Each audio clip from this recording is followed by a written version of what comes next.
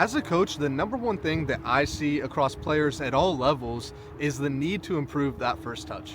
So often it's neglected when players go out and train. So in your team training, of course, you may work on first touch. Your coach may put an emphasis on it, but if you're taking time out of your day, apart from training, in addition to training, and you're going out to the field, let me guess, you're probably working on shooting.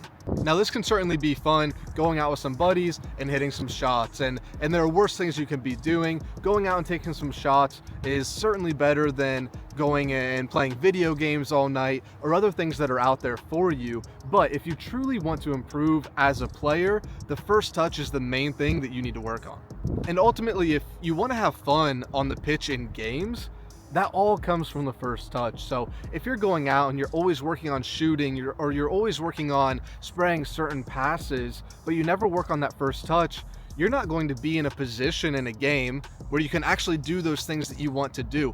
That first touch is the foundation that you build off to go and do everything that you want to do. So if you want to ping passes around like you're David Beckham, or you want to score goals like Cristiano Ronaldo, you need to have the first touch that sets you up and puts you in a position where you can go execute and do the things that you enjoy doing. And when you look at your game and whatever it is that you need to improve, the first touch can often be a solution, or at least help with that problem that you're facing. So whether it's speed of play or finishing or awareness and understanding the game, that first touch can always put you in a position where maybe you have more time to find that pass, you have more time to find that finish into the bottom corner. Whatever it is, the first touch can often be a part of the solution. And at its core, football is really about possession and keeping the ball so that you can find opportunities to score. So that first touch is really the foundation, again, that you build off to do everything that you need to do in a game. I'm sure that every player can think of a teammate or even a competitor, a player on your rival team or an opposition team that if they had a first touch, they'd be unstoppable. Maybe they're just a crazy athlete, they've got pace to burn, but so often they find themselves in positions where they're trying to use that pace, but the first touch lets them down. They could be in on goal, getting a good shot off, but 9 times out of 10, or even 5 times out of 10, they lose that ball with the first touch, and maybe other players could take that touch well, but don't have the athleticism to get there, and now you've got this athlete that isn't fully able to utilize his capabilities. So there are all these players that could really use more of an emphasis and better use of that first touch and that understanding.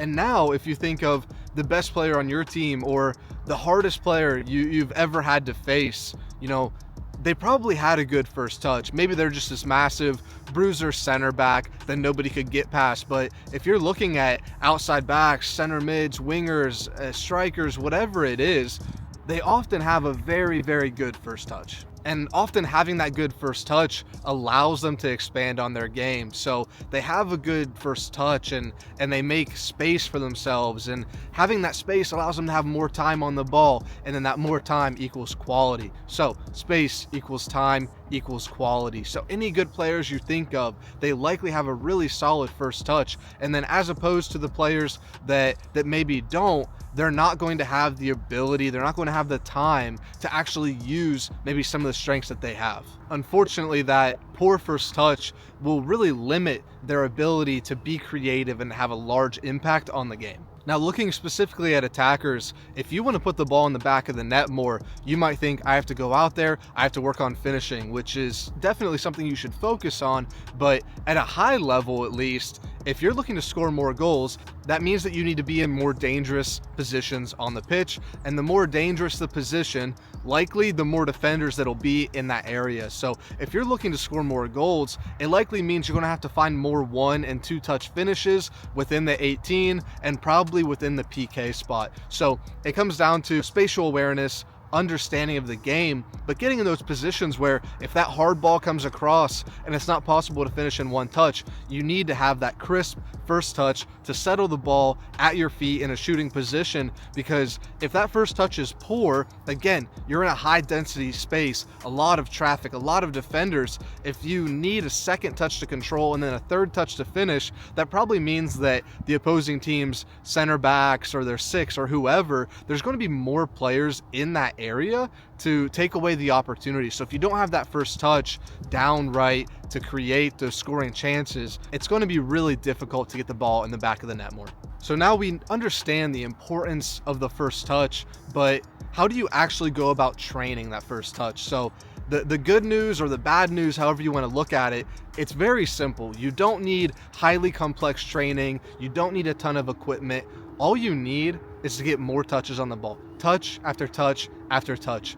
That ball mastery is what's going to allow you to improve that first touch. So getting out on a patch of grass, you don't need to be on a professional quality field. In fact, being on a poor patch of grass can actually assist you in developing that first touch. So if you're on a perfect field and that's what you always train on, or you're on turf, and then you go away to a low quality field, it's muddy, it's bumpy, it's whatever it is, then maybe you're not prepared to take those touches in those more difficult situations. So getting out on a patch of grass, grab a friend, grab a wall, grab a rebounder, whatever it is that you need, and get more touches on the ball.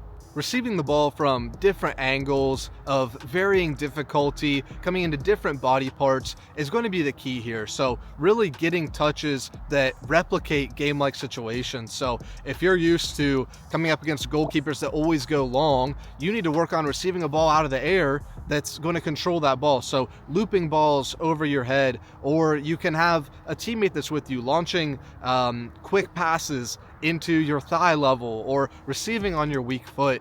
Being able to receive the ball in situations that aren't perfect is going to be important here, because if you're only working on situations where all of the conditions are perfect, that's not game-like. Even at a very high level, you look at the best teams in the world, they're not just passing the ball around under no pressure and receiving perfect passes with a bunch of space and a bunch of time on the ball. They're going to have to receive the ball in difficult situations, under pressure, bouncing balls. They're coming in at unideal levels. So working on receiving varying type of passes is going to be important here. And then make sure you build off of that. So it's not just about receiving the ball, but it's about what comes next. And that's going to be either a pass, a shot, or a dribble. So take that touch and then dribble through some cones. Take that touch and ping that pass down the line. Or if you're an attacker or an attacking mid, take that touch and get shots on goal and do that on repeat. So although it's simple, this is really the best way to go about fixing and improving that first touch. And again, sticking to the simple theme here,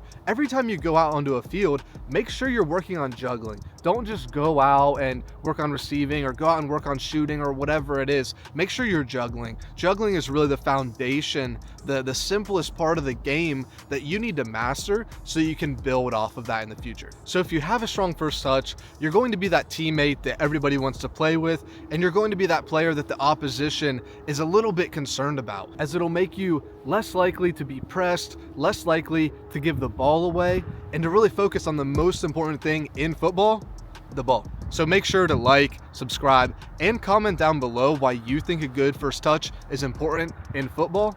Catch you in the next video.